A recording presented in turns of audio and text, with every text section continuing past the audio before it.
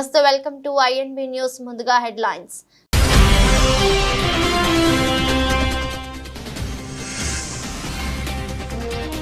ఆరు కొత్త వందే భారత్ రైళ్లను ప్రారంభించిన ప్రధాని మోదీ. మరో 20,000 మందికి గుడ్ న్యూస్.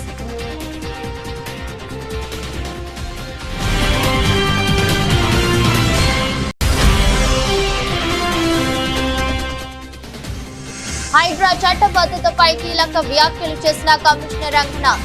హైడ్రా చట్టబద్ధతపై త్వరలో ఆర్డినెన్స్ రానుందని వెల్లడి.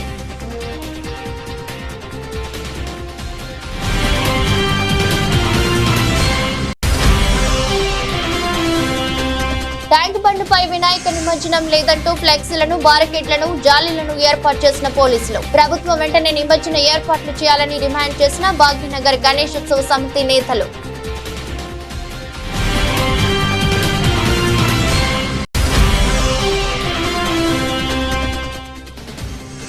ప్లీజ్ మాట్లాడుకుందాం రండి. జూనియర్ డాక్టర్లకు మమతా బెనర్జీ పిలుపు. చర్చల లైవ్ స్ట్రీమింగ్ కోసం పట్టుబట్టిన జూనియర్ డాక్టర్లు.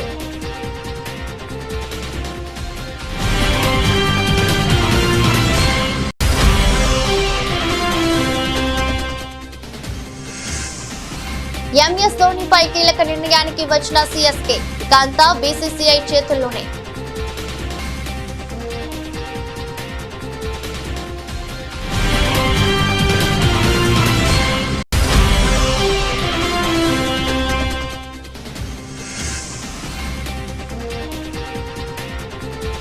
భారీగా పెరిగిన బంగారం ధరలు. 75,000కు చేరిన తులం బంగారం.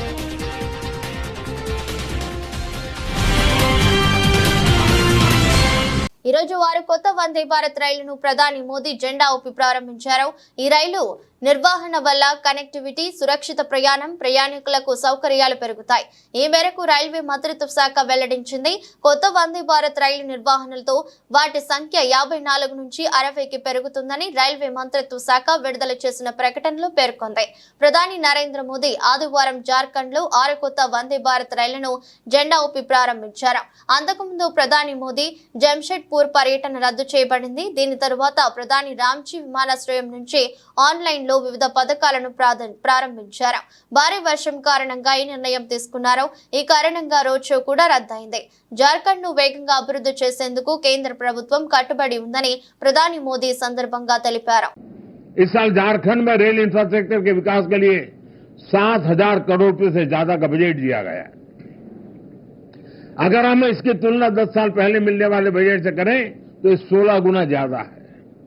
रेल बजट बढ़ने का असर आप लोग देख रहे हैं। आज राज्य में नई रेल लाइंस बिछाने, उनके दोहरीकरण करने और स्टेशनों पर आधुनिक सुविधाएं बढ़ाने का काम तेजी से हो रहा है। आज झारखंड भी उन राज्यों में शामिल हो गया है जहां रेलवे नेटवर्क का 100% इलेक्ट्रिफिकेशन हो चुका है। अमृत भारत स्टेशन योजना के तहत झारखंड के 50 से अधिक रेलवे स्टेशनों का भी कायाकल्प किया जा रहा है। पूर्वी भारत में रेल कनेक्टिविटी के विस्तार से इस पूरे क्षेत्र की अर्थव्यवस्था को मजबूती मिलेगी। इन ट्रेनों से कारोबारियों को, छात्रों को लाभ होगा। इससे यहां आर्थिक और सांस्कृतिक गतिविधियां भी तेज होगी। आप सभी जानते हैं, आज देश और दुनिया से लाखों की संख्या में श्रद्धालु काशी आते हैं। काशी से देवघर के लिए वंदे भारत ट्रेनों की सुविधा होगी तो उनमें से बड़ी संख्या में लोग बाबा वैद्यनाथ के भी दर्शन करने जाएंगे। इससे यहां पर्यटन को बढ़ावा मिलेगा। टाटा नगर तो देश का इतना बड़ा औद्योगिक केंद्र है। यातायात की अच्छी सुविधा यहां के औद्योगिक विकास को और गति देगी। पर्यटन और उद्योगों को बढ़ावा मिलने से झारखंड के युवाओं के लिए रोजगार के अवसर भी बढ़ेंगे।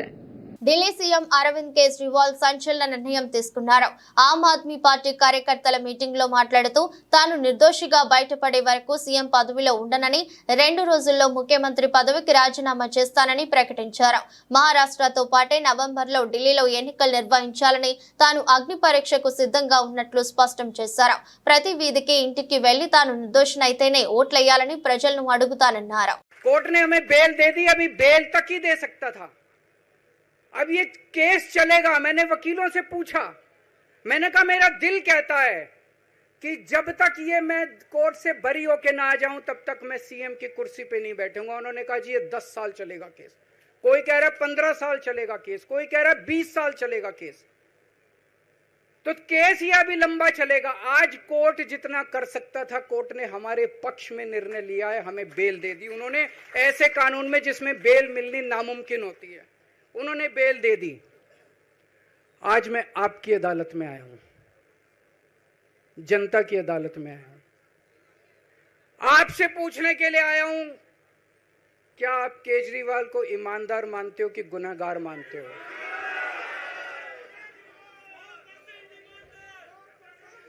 मैं दिल्ली की जनता से पूछना चाहता हूं, मैं देश की जनता से पूछना चाहता हूं कि क्या केजरीवाल ईमानदार है कि गुनहगार है? दोस्तों, 2 दिन के बाद, आज से 2 दिन के बाद मैं सीएम की कुर्सी से इस्तीफा देने जा रहा हूं।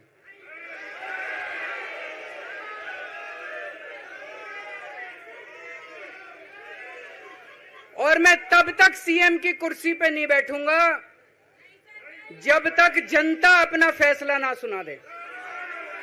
मैं जनता के बीच में जाऊंगा, गली गली में जाऊंगा, घर घर में जाऊंगा, और जब तक जनता अपना फैसला ना सुना दे कि केजरीवाल ईमानदार है, तब तक मैं सीएम की कुर्सी के ऊपर नहीं बैठूंगा।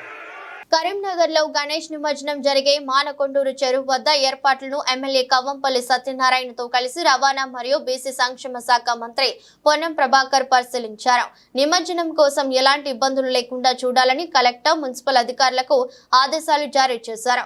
శోభయాత్ర సమయంలో శాంతి భద్రతలకు విఘాతం కలగకుండా పోలీసులు నిమజ్జనం జరిగే ప్రదేశంలో చెరువు వద్ద చేయాల్సిన ఏర్పాట్లపై అధికారులకు పలు సూచనలు చేశారు. కాబట్టి గణేష్ మహారాజ్ కు సంబంధించి తప్ప ఇంకోరు పేరు ప్రస్తావిస్తే పొరపాటు అవుతుంది. కాబట్టి జై బోలో గణేష్ మహారాజ్ కి, జై బోలో గణేష్ మహారాజ్ కి. నేను మళ్ళీ చెప్తా ఉన్నా, నేను మళ్ళీ చెప్తా ఉన్నా, 10 సంవత్సరాల అధికారంలో ఉన్నోళ్ళు 10 నెలల్లోనే అసహనానికి గురై శాంతి భద్రతలకు భంగం కలిగిందని ప్రజల్లో విశ్వాసం సన్నగిల్లే విధంగా మాట్లాడితే పొరపాటు అవుతుంది. 10 సంవత్సరాలు పరిపాలించారు. ప్రతిపక్షంలో ఉన్నవాడు అధికారంలో ఉన్నవాడి కంటే ఎక్కువగా శాంతి భద్రతలు కాపాడడానికి సహకరించాల్సిన అవసరం ఉంటుంది. కానీ శాంతి భద్రతలు ఉండద్దు, రాష్ట్రం అల్లకల్లోలం కావాలి, ఘర్షణలకు నిలయం కావాలని కోరుకుంటున్నట్టు అనిపిస్తుంది వాళ్ళు మారు మాట్లాడుతుంటే. ఇదే అంశం మీద శాసనసభలో చర్చ జరిగింది. ఆ రోజు నేను కూడా మాట్లాడినా. హైదరాబాద్ బ్రాండ్ ఇమేజ్కి దెబ్బ తగిలే విధంగా కొంత కుట్ర జరిగేటువంటి విధంగా వ్యాఖ్యలు కనిపిస్తూ ఉన్నాయి. ఫ్రెండ్లీ పోలీస్ అయినా శాంతి భద్రతలకు సంబంధించి ఉక్కు పాదం వేసి కఠినంగా వ్యవహరించాలనే ఆదేశాలు కూడా ఇచ్చాం.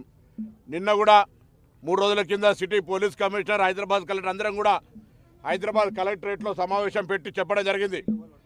ఈ 17-18 తారీఖు దాకా ఎటువంటి రాజకీయ ప్రకటనలు, సమావేశాలు, ఎటువంటి కార్యక్రమాలు జరగకుండా నిమజ్జనంకు సంబంధించిన దాని మీద ప్రత్యేకమైనటువంటి చర్యలు తీసుకోమని కోరుతా ఉన్నాం. రాజకీయపరమైనటువంటి పార్టీ ఫిరాయింపులకు సంబంధించి న్యాయస్థానంలో ఉంది. ఆ అంశానికి సంబంధించిన న్యాయస్థానము శాసనసభ వేదికగా జరిగే అంశం మీద మీరు ఒకవేళ నిజంగానే రాజకీయపరమైన విమర్శలు చేసుకొని కొట్లాడుకోదలుచుకుంటే వినాయక నిమజ్జనం తర్వాత చేసుకోండి, కొంతసేపు విరామమని కోరుతూ దయచేసి ఎవరు కూడా ఇంక్లూడింగ్ కేటీఆర్తో సహా ఇంక్లూడింగ్ కేటీఆర్తో సహా అందరికీ తెలియజేస్తా ఉన్నాం. దయచేసి నిశ్చింతగా ఉండండి. పరిపాలించే తాకత్ మీ ఒక్కరికే ఉందనుకోవద్దు. కాంగ్రెస్ పార్టీకి వెన్నతో పెట్టిన విద్య పరిపాలించడము, శాంతి భద్రతల్ని కాపాడడం. నేను హైదరాబాద్ ఇన్ఛార్జ్ మంత్రిగా ఉన్నాను. తప్పకుండా శాంతి భద్రతలకు సంబంధించి ఎవరు భంగం కలిగించినా, నా పార్టీ నీ పార్టీ లేదు, ఎవరు ఇచ్చినా బరాబర్ కఠినంగా వ్యవహరించమని ఆదేశాలు ఇచ్చినాం. చూస్తుంటే వాళ్ళ ప్రకటనలు చూస్తుంటే ఎవరికైనా అట్లా అనిపిస్తుంది. 10 ఏళ్ళు పరిపాలించినాడు, 10 ఏళ్ళు అదే అవన్నీ జరుగుతాయి. దాన్ని బయట చెప్తారా ఇంటెలిజెన్స్ రిపోర్టర్? చెప్తాను, ఎప్పుడు ఏ యాక్షన్ తీసుకుందాం. అన్నదాతలకు అతి త్వరలోనే నష్టపరిహారం అందించడానికి రాష్ట్ర ప్రభుత్వం చర్యలు తీసుకుంటుందని, కవలూరులో వరద బాధిత రైతులందరినీ ఆదుకుంటామని మైలవరం శాసనసభ్యులు వసంత వెంకట కృష్ణ ప్రసాద్ పేర్కొన్నారు. కొండూరు మండలం కవలూరు గ్రామంలో వరద ప్రభావిత ప్రాంతాల్లో దెబ్బతిన్న పంటలను ఎమ్మెల్యే కృష్ణ ప్రసాద్, మైలవరం నియోజకవర్గ జనసేన పార్టీ ఇన్ఛార్జి అక్కల రామ్మోహనరావు ఆదివారం పరిశీలించారు. ఈ సందర్భంగా ఎమ్మెల్యే కృష్ణ ప్రసాద్ మాట్లాడుతూ అధికారులు పంట నష్టం వివరాలు నమోదు చేస్తున్నారని పేర్కొన్నారు. గత 200 ఏళ్ల చరిత్రలో ఎన్నడూ లేని విధంగా బుడమేరకు వరద నీరు ఉప్పెనలా వచ్చిందన్నారు. బాధిత రైతులకు ఆదుకోవటానికి ప్రత్యేకంగా చర్యలు చేపట్టారన్నారు.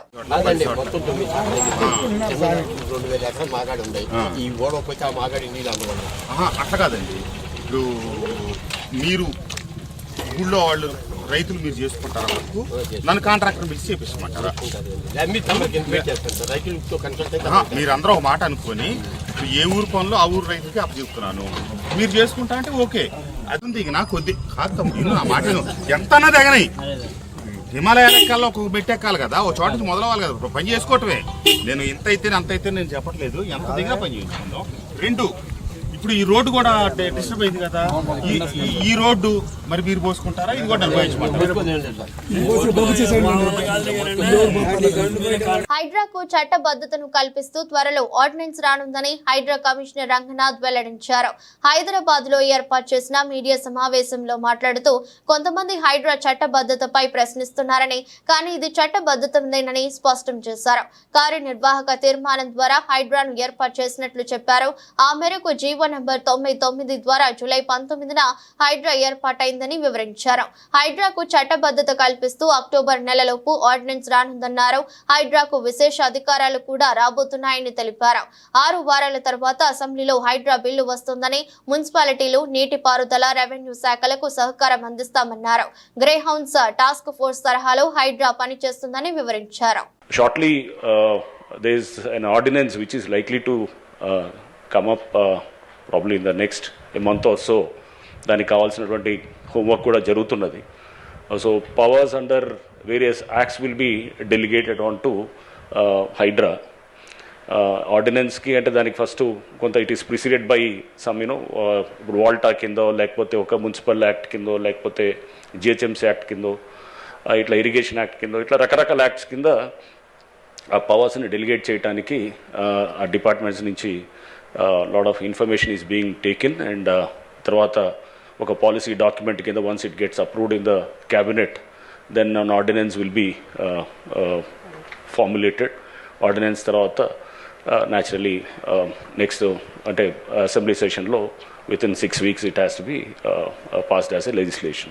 So that's how the general ఇది ఉంటుంది. కాబట్టి ఖైరతాబాద్ వినాయకుడి దర్శనానికి నేడు ఆఖరి రోజు కావడంతో భక్తుల రద్దీ భారీగా పెరిగింది.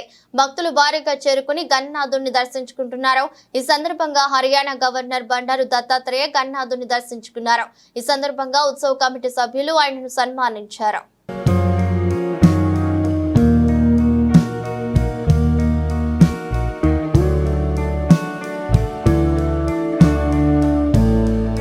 తమ నాయకుడు ముఖ్యమంత్రి రేవంత్ రెడ్డిని తిడితే కాంగ్రెస్ పార్టీ కార్యకర్తలు తిట్టిన వాళ్ళ నాలుకలు కోస్తారని ఆ పార్టీ సీనియర్ నేత జగ్గారెడ్డి తెలిపారు. కేటీఆర్ఏ కాదు, ఆయన బాబు కేసీఆర్ నాలుక కూడా కోస్తామని హెచ్చరించారు. రేవంత్ పై కేటీఆర్ తీవ్ర వ్యాఖ్యలు చేసిన నేపథ్యంలో జగ్గారెడ్డి ఈ మేరకు స్పందించారు. ప్రశాంతంగా ఉన్న హైదరాబాద్ ను చెడగొట్టాలని చూస్తున్నారంటూ బీఆర్ఎస్ పై మండిపడ్డారు. వినాయక నిమజ్జనం కార్యక్రమాన్ని డిస్టర్బ్ చేయాలని బీఆర్ఎస్ ప్రయత్నిస్తుందని విమర్శించారు. పోలీసులు వినాయక నిమజ్జనం బందోబస్తు చూసుకోవాలా లేక బీఆర్ఎస్ నేతల పంచాయతీ చూసుకోవాలని ప్రశ్నించారు. అరకెప్పుడు గాంధీ కౌశిక్ రెడ్డిల గొడవ ఆ పార్టీ అంతర్గత వ్యవహారమని అన్నారు. హరీష్ రావు నీకు సిగ్గుందా అని జగ్గారెడ్డి ప్రశ్నించారు. తెలంగాణ ఏర్పడిన 10 ఏళ్ల తర్వాత ప్రాంతీయ తత్వాన్ని ఎందుకు రెచ్చగొడుతున్నారని మండిపడ్డారు. కేసీఆర్ తాతలు విజయనగరం నుంచి వచ్చారని చెప్పారు. అధికారం పోయిన తర్వాత కేటీఆర్ కు బీఆర్ఎస్ నేతలకు ఏమీ అర్థం కావడం లేదని, అందుకే రోడ్లపై పడుతున్నారని ఎద్దేవా చేశారు. ముఖ్యమంత్రి ఎవరన్నా కాంగ్రెస్ పార్టీ ముఖ్యమంత్రి పనికిమాలన్నా నాలుగే కోసేస్తాం మళ్ళీ వస్తారంటే. పనికిమాలను అంటే కేటీఆర్ ఉండని వాళ్ళు అయ్యి ఉండని కాంగ్రెస్ కార్యకర్తలు ఎందుకు రెచ్చగొడుతున్నాడు? ఎందుకు రెచ్చగొడుతున్నారు మీరు కాంగ్రెస్ పార్టీ కార్యకర్తలను? ఏం అవసరం వచ్చింది మీకు? ఇది అవసరమా మీకు ఇదంతా? ఏదైనా పబ్లిక్ ఇష్యూల మీద ఉంటే గవర్నమెంట్ ఉంది, మాట్లాడండి. అసలు చెప్తా ఆగండి. ఇప్పుడు సబ్జెక్టు ఇది కేసీఆర్, కేటీఆర్, హరీష్ రావు సబ్జెక్ట్ ఇదంతా. ఇప్పుడు ఇంకేమైనా డౌట్లా? నేను నాలుగే మా కార్యకర్తలు రెచ్చిపోయి కొయ్యగలరు అని చెప్తున్నా, నోరు మార్కేసుకో. నేను చెప్తే కదా ముఖ్యమంత్రి గారి మాట్లాడితే మా కాంగ్రెస్ పార్టీ కార్యకర్తలు రెచ్చగొట్టకుండా ఏడబడతా పట్టుకొని నాలుగో కోసేయగలరు, ముఖ్యమంత్రి రేవంత్ రెడ్డి తిట్టొద్దని చెప్తాను. ఇంకేం కాదు. శ్రీకాకుళం జిల్లా ల్యాబ్ టెక్నీషియన్ అసోసియేషన్ ద్వారా విజయవాడ వరద బాధితుల సహాయార్థం 20,000 రూపాయలు సేకరించి ముఖ్యమంత్రి సహాయ నిధికి అందజేసేందుకు చెక్ రూపంలో శ్రీకాకుళం శాసనసభ్యులు గొండు శంకర్ కు ఆదివారం ఉదయం శ్రీకాకుళంలో ల్యాబ్ టెక్నీషియన్ అసోసియేషన్ సభ్యులు అందజేశారు. ఈ సందర్భంగా శాసనసభ్యులు ల్యాబ్ టెక్నీషియన్ సభ్యులకు అభినందించారు. కార్యక్రమంలో పలువురు ల్యాబ్ టెక్నీషియన్ ప్రతినిధులు, తెలుగుదేశం నాయకులు పాల్గొన్నారు. విజయవాడ వరద బాధితుల కోసం lab technician welfare association Srikakulam వారు స్థాయిలో వారిని కలెక్ట్ చేసి ఇవ్వడం చాలా అభినందనీయం. వారికి నా యొక్క హృదయపూర్వక అభినందనలు తెలియజేసుకుంటూ, ఇలాంటి విపత్తు కార్యక్రమాలు వచ్చినప్పుడు మనందరం మానవతా దృక్పథంతో ఆదుకోవాల్సిన బాధ్యత మనందరిపై ఉంది. ఈ సందర్భంలో మీరందరూ ముందుకు వచ్చి ఈ ఆర్థిక సహాయం చేసినందుకు మీ అందరికీ హృదయపూర్వక ధన్యవాదాలు, కృతజ్ఞతలు తెలియజేసుకుంటూ నమస్కారం. హుస్సేన్ సాగర్ లో వినాయక నిమజ్జనాలకు అనుమతి లేదంటూ ఫ్లెక్సీలు వెలిశాయి. ట్యాంక్ బండ్ మార్గంలో జీహెచ్ఎంసీ, హైదరాబాద్ పోలీసుల పేరుట ఈ ఫ్లెక్సీలను ఏర్పాటు చేశారు. హైకోర్టు ఆదేశాల మేరకు సాగర్ లో విగ్రహాల నిమజ్జనాలకు అనుమతి లేదని అందులో పేర్కొన్నారు. ట్యాంక్ బండ్ పై వినాయక నిమజ్జనం లేదంటూ ఫ్లెక్సీలను, బారికేడ్లను, జాలీలను పోలీసులు ఏర్పాటు చేశారు. దీంతో ప్రభుత్వ తీరుపై భాగ్యనగర్ గణేష్ ఉత్సవ సమితి ఆగ్రహం వ్యక్తం చేసింది. అనంతరం భాగ్యనగర్ గణేష్ ఉత్సవ సమితి నేతలు జాలీలను తొలగించి వినాయకుని నిమజ్జనం జరిపారు. ప్రభుత్వం వెంటనే ట్యాంక్ బండ్ పై గణేష్ నిమజ్జన ఏర్పాట్లు ఈ రోజు మధ్యాహ్నం వరకు చేయాలని వారు డిమాండ్ చేశారు. లేదంటే రేపు హైదరాబాద్ వ్యాప్తంగా ఆందోళన చేసి నగరాన్ని స్తంభింపచేస్తామని, ఎక్కడికక్కడ మండపాల్లో వినాయకులను అదే విధంగా ఉంచుతామంటూ ప్రభుత్వాన్ని భాగ్యనగర్ గణేష్ ఉత్సవ సమితి నేతలు హెచ్చరించారు. మధ్యాహ్నం లోపట ఇక్కడ ఏర్పాట్లు గిన ప్రారంభం కాకపోతే సాయంత్రం మా కమిటీ ఉన్నది. మేము నగరంలో ఉన్నటువంటి అన్ని ఏరియాల నుంచి ఉత్సవ సమితి నిర్వాహకులను పిలిచినాము. రేపు పెద్ద ఎత్తున నగరం లోపల ఆందోళన కార్యక్రమానికి నగరం స్తంభింపజేస్తాము. ఎక్కడి గణపతి మండపాలు అక్కడనే మేము గుళ్ళు కడతాం. ఎక్కడి నగరాన్ని మొత్తం స్తంభింపజేస్తాం. కాబట్టి వాళ్ళ అల్టిమేటం ఇస్తా ఉన్నాం. మధ్యాహ్నం లోపల ప్రభుత్వం సరైనటువంటి ఏర్పాట్లు ఎప్పుడు ప్రతి సంవత్సరం ఎట్లా ఏర్పాట్లు చేస్తుందో ఆ ఏర్పాట్లు చేయాల్సిందే. మీకు చేత కాకపోతే ఎందుకు మీటింగులు పెట్టిరు, ఎందుకు చేస్తామని చెప్పిండ్రు, ప్రజలు చేసుకోవడానికి సిద్ధంగా ఉన్నాం. మీరు చేత కాకపోతే మేము చేసుకుంటాం. సిద్దిపేట నియోజకవర్గంలో వచ్చే స్థానిక సంస్థల ఎన్నికల్లో కాంగ్రెస్ పార్టీ జెండా ఎగురవేస్తామని నియోజకవర్గ కాంగ్రెస్ పార్టీ ఇన్ఛార్జి పూజల హరికృష్ణ తెలిపారు. కాంగ్రెస్ పార్టీలో కష్టపడే వారికి పదవులు వస్తాయనడానికి పిసిసి అధ్యక్షుని ఎన్నికనే సంకేతమని పేర్కొన్నారు. సిద్దిపేట నియోజకవర్గ కాంగ్రెస్ పార్టీ ఇన్ఛార్జ్ పూజల హరికృష్ణ ఆధ్వర్యంలో రాష్ట్ర కాంగ్రెస్ పార్టీ పిసిసి అధ్యక్షులు ప్రమాణ స్వీకార కార్యక్రమానికి నాయకులు తరలి వెళ్లారు. సిద్దిపేటలో కాంగ్రెస్ పార్టీని మరింత బలోపేతం చేస్తామని హరికృష్ణ తెలిపారు. తెలంగాణ కాంగ్రెస్ పార్టీకి నూతన రథసారథి యువకులు మహేష్ కుమార్ గౌడ్ గారి పదవీ బాధ్యతలు హైదరాబాద్లో గాంధీ భవన్లో జరుగుతున్న సందర్భంగా సిద్దిపేట కాంగ్రెస్ పార్టీ నుంచి కాంగ్రెస్ పార్టీ శ్రేణులు మండల స్థాయి నుంచి పట్టణ స్థాయి నుంచి ప్రతి ఒక్కరూ పెద్ద స్థాయిలో ఈరోజు హైదరాబాద్కు తరలి వెళ్లడం జరుగుతూ ఉంది. మహేష్ కుమార్ గౌడ్ నియామకమైన తర్వాత సిద్దిపేట కాంగ్రెస్ పార్టీలో యువకుల్లో ఎన్ఎస్ఏ యువజన కాంగ్రెసుల్లో ప్రతి ఒక్కరికి ఒక నూతన ఉత్తేజం వచ్చింది. ఎందుకనంటే ఒక ఎన్ఎస్ఏ నుంచి యువజన కాంగ్రెస్ నుంచి మహేష్ కుమార్ గౌడ్ గారు కాంగ్రెస్ పార్టీలో ఎన్నో సంవత్సరాల నుంచి సేవలందించి ఈరోజు ఏఐసిసి అధిష్టానం తన పనిచేసిన సేవలను గుర్తించి ఈరోజు పిసిసి పీఠం మీద ఆయనను కూర్చోబెట్టడం అంటే కష్టపడే ప్రతి కార్యకర్తకు కాంగ్రెస్ పార్టీలో గుర్తింపు వస్తుందని చెప్పి ఒక సంకేతం ఇవ్వడం జరిగింది. ప్రాణాంతక క్యాన్సర్ తో బాధపడుతున్న అభిమాని చివరి కోరిక తెలుసుకుని యంగ్ టైగర్ జూనియర్ ఎన్టీఆర్ చలించిపోయారు. ఆ వీరాభిమాని పేరు కౌశిక్ వయసు 19 ఏళ్లే. కానీ విధి అతడి జీవితాన్ని తారుమారు చేసింది. కొంతకాలంగా అతడు బోన్ క్యాన్సర్ తో పోరాడుతున్నాడు. ఇటీవల ఆ కుర్రాడి తల్లిదండ్రులు తిరుపతిలో మీడియా ముందుకు వచ్చి తమ కుమారుడి చివరి కోరిక ఏంటో చెప్పారు. చనిపోయేలాగా ఎన్టీఆర్ దేవర సినిమా చూడాల్సిందన్నదే తమ కుమారుడి ఆఖరి కోరికని, దేవర సినిమా చూసేంత వరకైనా తనను బతికించాలని తమ కుమారుడు డాక్టర్లను వేడుకుంటున్నాడని చెప్పి ఆ తల్లిదండ్రులు బోరున విలపించారు. కాగా తన అభిమాని పరిస్థితి తెలుసుకున్న జూనియర్ ఎన్టీఆర్ వెంటనే స్పందించారు. తాజాగా కౌశిక్ కు వీడియో కాల్ చేసి అతన్ని సంతోష సాగరంలో ముంచెత్తారు. నువ్వు ఎప్పుడు నవ్వుతూనే ఉండాలి, నవ్వుతుంటే చక్కగా ఉన్నావని ఎన్టీఆర్ తన అభిమాని కౌశిక్ తో ఆత్మవిశ్వాసం నింపేందుకు ప్రయత్నించారు.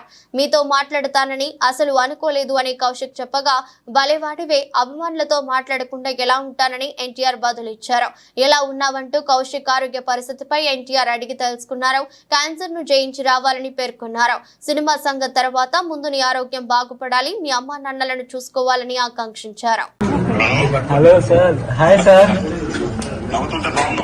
థ్యాంక్ యూ సో మచ్ అన్న. నేను చూస్తానని చెప్పి అసలు అనుకోలేదన్నా.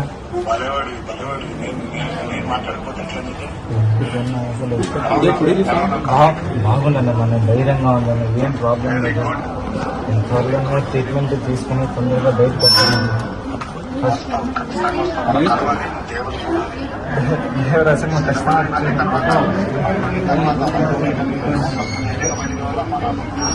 అసలు ఖచ్చితంగా వస్తాను.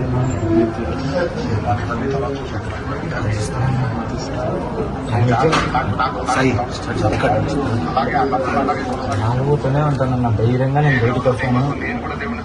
పశ్చిమ బెంగాల్ ముఖ్యమంత్రి మమతా బెనర్జీ నివాసం వద్ద శనివారం రాత్రి హైడ్రామా చోటు చేసుకుంది. సీఎంతో చర్చల కోసం వచ్చిన జూనియర్ డాక్టర్లు దాదాపు 2 గంటల పాటు బయట వేచి ఉన్నారు. సీఎంతో తమ చర్చలు లైవ్ స్ట్రీమింగ్ జరగాలని వారు పట్టుబట్టారు. దీనికి అధికార యంత్రాంగం ఒప్పుకోకపోవడంతో వారు వెనుదిరిగారు. అంతకుముందు జూనియర్ డాక్టర్ల ప్రతినిధి బృందానికి సీఎం మమతా బెనర్జీ పలుమార్లు విజ్ఞప్తి చేశారు. ప్లీజ్ లోపలికి రండి, మాట్లాడుకుందాం. మీరు కోరితేనే కదా ఈరోజు ఈ మీటింగ్ ఏర్పాటు చేశాం. చర్చలు వద్దంటే కనీసం నాతో టీ తాగి వెళ్ళండి, ఎందుకు ఇలా నన్ను అవమానిస్తున్నారు అంటూ మమతా వాపోయారు. ఈ మీటింగ్ సందర్భంగా రాజకీయాల గురించి మర్చిపోదామని మీటింగ్ లో చర్చించిన అంశాలపై ఓ నివేదిక తయారు చేసి దానిపై తాను సంతకం చేస్తానని హామీ ఇచ్చారు. అంతేకాని మీటింగ్ లైవ్ స్ట్రీమింగ్ కుదరదని, সুপ্রিমকোর্ট অনুমতি ఉంటే తప్ప లైవ్ স্ট্রিমিং చేయలేమని వివరించారు. আমরা কালীঘাটে মুখ্যমন্ত্রী বাড়ির সামনে দাঁড়িয়ে আছি এবং আমরা বিশ্ববিদ্যালয়ে দাঁড়িয়ে আছি। আমাদেরকে সিনিয়র অফিসিয়ালসরা আসেন প্রথমে কথা বলতে। আমরা তাদেরকে জানাই যে আমরা স্বচ্ছতার দাবিতেই এসেছি। চিফ সেক্রেটারি স্যার আসেন, আমরা জানাই যে স্বচ্ছতার দাবিতে আমরা এখানে এসেছি এবং আমরা লাইভ স্ট্রিমিং চাইছি। ওনারা বলেন যে এটা যেহেতু মুখ্যমন্ত্রীর বাড়ি, তাই লাইভ স্ট্রিমিং করা এখান থেকে সম্ভব নয়। আমরা ওনাদেরকে বলি রিকনসিডার করতে। ওনারা বারবার দফায় দফায় আলোচনা করে আমাদেরকে জানান যে এটা কোনোভাবেই সম্ভব নয়। আমরা নিজস্ব ভিডিওগ্রাফার নিয়ে এসেছিলাম। আমাদের ভিডিওগ্রাফারকে আমরা বলি যে ভেতরে নিয়ে যাওয়ার অ্যালাউ করতে এবং ভিডিওগ্রাফির ফুল প্রসেসটা যাতে আমরাও করতে পারি, দ্বিপাক্ষিক একটা যাতে ভিডিওগ্রাফির ব্যবস্থা হয় সেই কথাটা আমরা ওনাদেরকে রিকোয়েস্ট করি। ওনারা আবারও একই কথা ওনারা দফায় দফায় আলোচনা করে জানান যে সেটাও সম্ভব নয়। এরকম একটা জায়গায় গিয়ে আমরা ওনাদের কাছে খুব স্পষ্টত প্রশ্ন করে নাই যে ঠিক কী কারণে আমাদের ভিডিওগ্রাফারকে অ্যালাউ করা যাবে না। আমরা যেখানে এখানে দাঁড়িয়ে আছি এবং কন্টিনিউয়াস আমাদের ভিডিও তোলা হচ্ছে, তাতে ওনারা জানান যে এটা একটা সিকিউরিটি জোন, তার জন্য তোলা হচ্ছে। రాష్ట్ర ప్రభుత్వం సెప్టెంబర్ 17ను ప్రజాపాలన దినోత్సవంగా ప్రకటించడం అర్ధరహితమని, సెప్టెంబర్ 17ను తెలంగాణ విలీన దినోత్సవంగా అధికారికంగా నిర్వహించాలని సిపిఐ రాష్ట్ర సహాయ కార్యదర్శి శ్రీనివాసరావు అన్నారు. ఈ నెల 11 నుంచి 17 వరకు రాష్ట్ర వ్యాప్తంగా నిర్వహిస్తున్న తెలంగాణ సాయుధ పోరాట వారోత్సవాలను వరంగల్ జిల్లా నర్సంపేట పట్టణంలోని అంబేద్కర్ సెంటర్ నుంచి చాకలి ఐలమ్మ విగ్రహం వరకు సిపిఐ మండల సమితి ఆధ్వర్యంలో ర్యాలీ నిర్వహించారు. అనంతరం మాట్లాడుతూ తెలంగాణ విలీన దినోత్సవంపై కేంద్రం, రాష్ట్రంలో అధికారంలో ఉన్న ప్రభుత్వాలు కపట నాటకాలు ఆడుతున్నాయని విమర్శించారు. తెలంగాణ రైతాంగ సాయుధ పోరాటం జరిగింది. భారతదేశానికి స్వాతంత్రం వచ్చిన రోజు తెలంగాణ ప్రాంతానికి స్వాతంత్రం రాలేదు.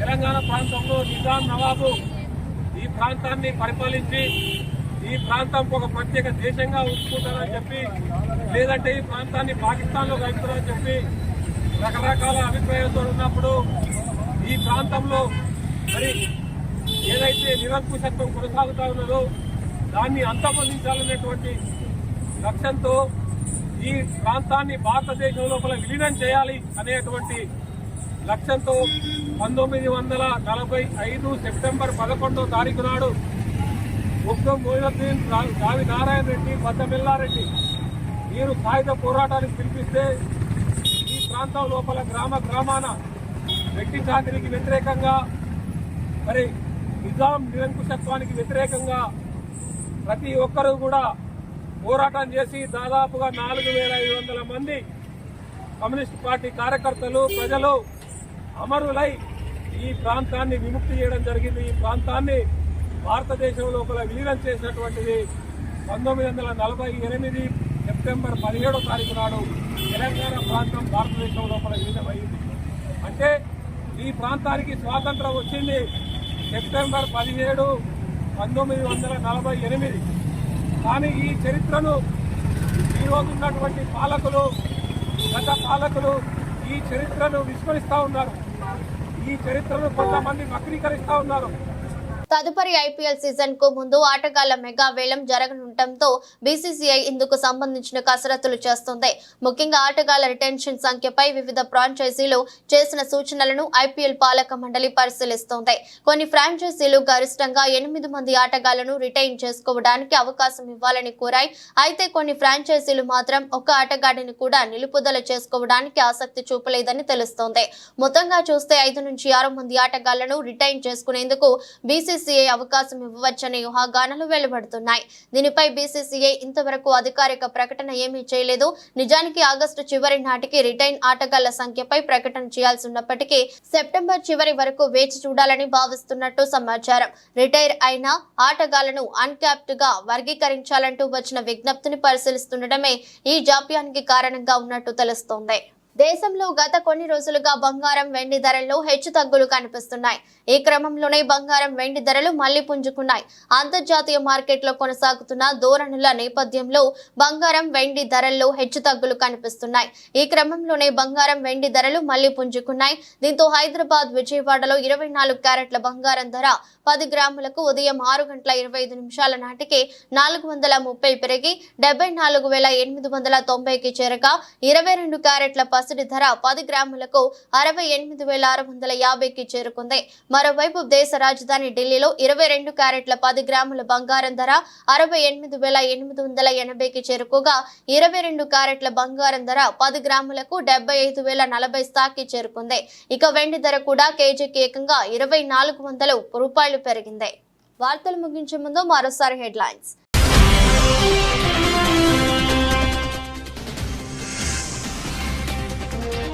6 కొత్త వందే భారత్ రైళ్లను ప్రారంభించిన ప్రధాని మోదీ.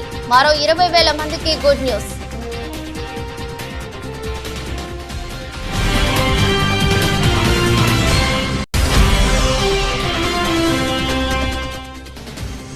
హైడ్రా చట్టబద్ధతపై కీలక వ్యాఖ్యలు చేసిన కమిషనర్ రంగనాథ్. హైడ్రా చట్టబద్ధతపై త్వరలో ఆర్డినెన్స్ రానుందని వెల్లడి.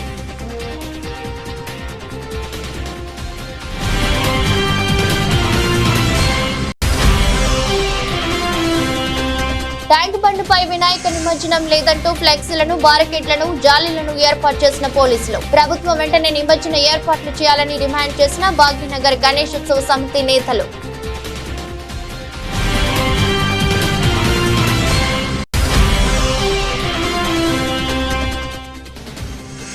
ప్లీజ్ మాట్లాడుకుందాం రండి. జూనియర్ డాక్టర్లకు మమతా బెనర్జీ పిలుపు. చర్చల లైవ్ స్ట్రీమింగ్ కోసం పట్టుబట్టిన జూనియర్ డాక్టర్లు.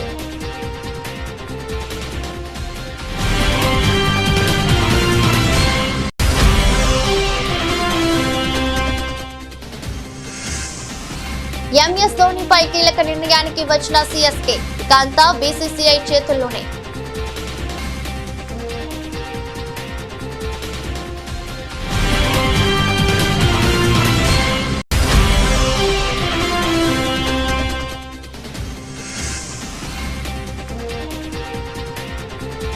భారీగా పెరిగిన బంగారం ధరలు.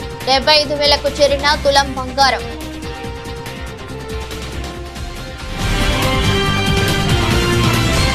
ఇది రోజు బులెటిన్. మరో బులెటిన్లో మళ్ళీ కలుద్దాం. అంతవరకు సెలవు. నమస్కారం.